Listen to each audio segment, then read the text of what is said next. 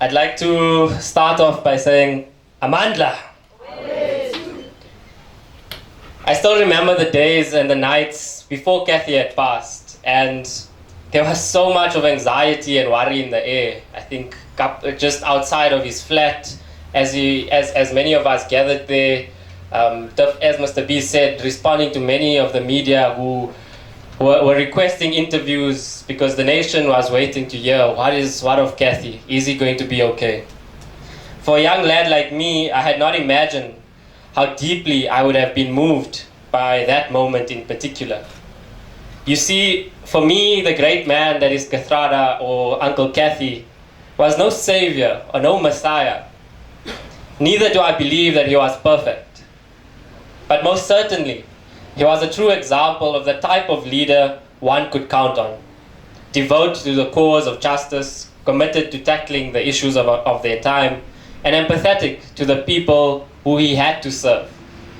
Beyond the hashtags of Remember Kathrada, Kathy at 94, Kathy at 96, and all those other hashtags, all of which I had really spent time looking back at on Facebook, on Twitter, on Instagram, of the many people who had profiled his life and who he had an impact on. Beyond those hashtags, he truly defined how to lead by example. At Madiba's funeral, Kathy captures it beautifully and so aptly that in death we are once more challenged as people from every strata, religion, and position to think about their own actions or how their own actions do and can change the world for the better or for worse. I was tasked today to think about that life and that legacy in relation to the example of how to respond to a country in perpetual crisis. Kathy in a time of crisis is a critical reminder, not merely of the values, and I thank the previous speakers for speaking of those values, but of the practice and actions that emanate of those values and those principles. Too often we get carried away in the simplification of people and memorialize them in words. But it wasn't the words that set them apart or set him apart. It was his actions, because words are not nearly enough, especially in a time like today. Kathy stood up for justice and was committed to non-racialism, as the previous speakers spoke about. But while those things are well known, the question I pose is, how were those ideals practiced? How did he practice and live by them? Prisoner 46864 was a man. Prisoner 46864 was not just the 26 years of imprisonment that he endured, which, by the way, he could have appealed, but stood true to remain with his comrades as a true testament of solidarity and commitment. Prisoner 46864 was unshakable, devoted to the quest of freedom and justice, not merely for himself, but for the many who were affected by the brutality of apartheid. Apologies, the issues of technology, I've lost my space.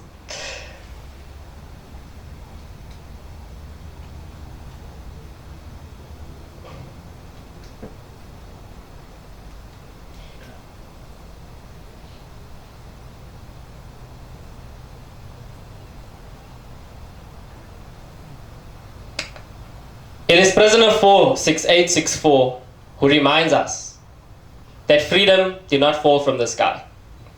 It was fought with blood, sweat, and tears.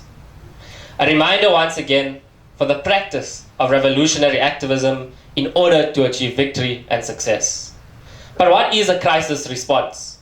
Some definitions state that it's a range of actions taken to plan and manage a disruptive event, or reduce or mitigate any harm that is caused to people, or actions taken in the immediate aftermath of an event, or perhaps an environmental disaster, or the methods used in order for the short-term relief of people after a catastrophe.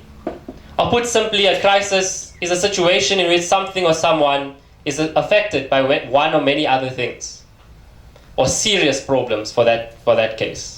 Now, Zakira alludes to many of these things that we're faced with. But all of these definitions speak of planning, of actions, of steps taken to aid people. Again, led by our deeds, not merely by our words or beliefs.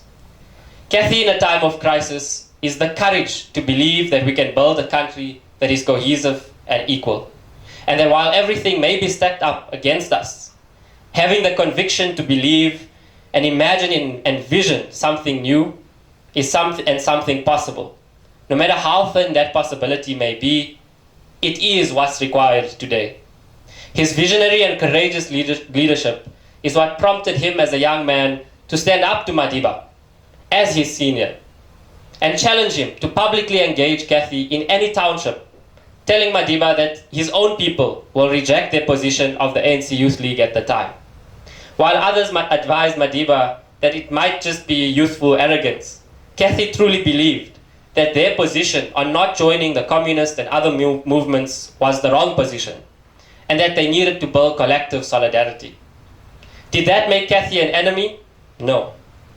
Today, our politics and political culture has become so rotten that members of the same party find themselves drawing battle lines, using the public and our communities as their battleground, taking up arms against opponents without being able to contest the ideas that they stand by. Kathy reminded us that the constitutional democracy we have today was hard fought, and that the leaders across the political spectrum have to have the maturity to work through their differences, to ensure that at the very basic level, as Rita Bile said, the children have the freedom to receive equal and quality education, have the freedom to play in a park that is adequate and safe from harm, and that is not that one where they can come home to a home that is not abusive, as we see today, or where they can get a nutritious meal. Today, the very same government that he fought for and fought with, expect us to remain prisoner to their history. They remain unaccountable to the people who voted for them, and to the many who lie here today behind me. Our municipalities continue to showcase how their political immaturity aids and abets the deterioration of our cities and towns, and limits the services meant to be delivered to the millions of people and residents who grow increasingly disillusioned and distasteful and distrustful of politics.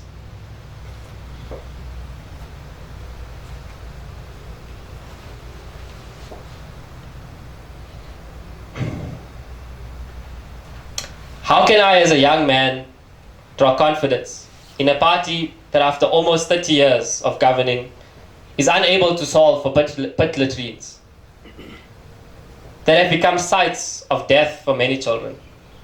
How can I, as a young person, be loyal and maintain loyalty to a cause without that cause being for the economic and social transformation of all our people, and not just for those who aligned to them or who have proximity to them? How can I commit my allegiance to a grouping that operates outside of the masses of our people? As Chris Hani puts, what I fear most is that the liberators emerge as elitists who drive around in Mercedes-Benz and use the resources of this country to live in palaces and to gather riches. That is what we have to contend with, and that is what has prompted this deep decay and this crisis. But all hope is not lost, as Mr. B has said. Kathy was a builder, strategically building alliances and communities, navigating often from behind the scenes of a tough political climate, to stand up and act against wrongdoing. Whether it was the apartheid regime of South Africa or Israel, or his comrades, or his own comrades like Zuma and Ramaphosa and the many others who he had the wisdom to call to order, or equally be called to order himself should there be a need.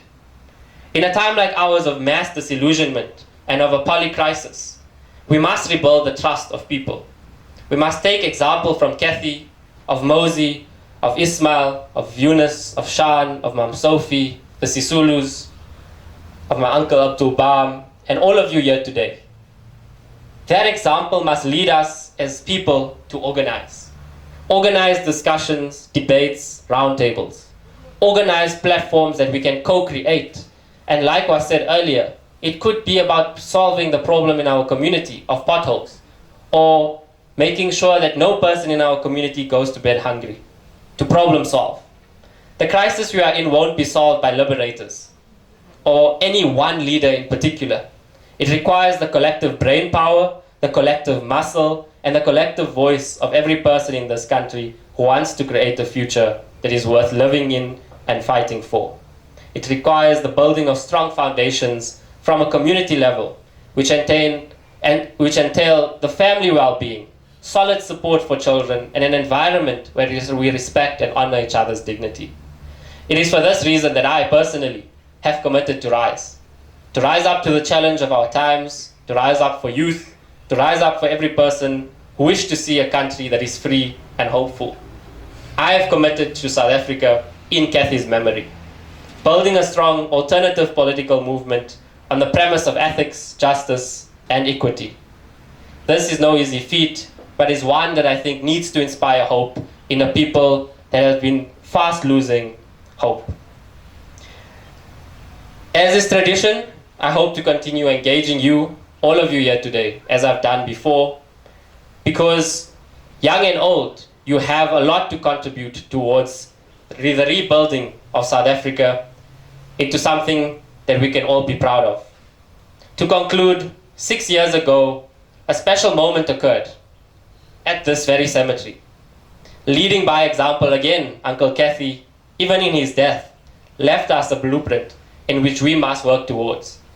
Prof. Johnson captured it so perfectly, and I quote, "Show me another country where the Anglican Archbishop prays at a Muslim funeral, where a white man chairs the proceedings to remember a leader from a black liberation movement, where a sitting president of a developing country is told to step down in a letter from the deceased stalwart of his own party, where the widow of a black man being buried is a white woman who gave her life to the struggle for freedom, and where Christian, Muslim, Jewish, Hindu, and other faiths come together in a broad swath of South African humanity to remember a man who fought for all of us, where on and off the stage, no one racial or ethnic group dominated the event. For a moment, just a moment, it felt good to hope again." I close quote. Let that hope reside in each and every one of us here today. I thank you.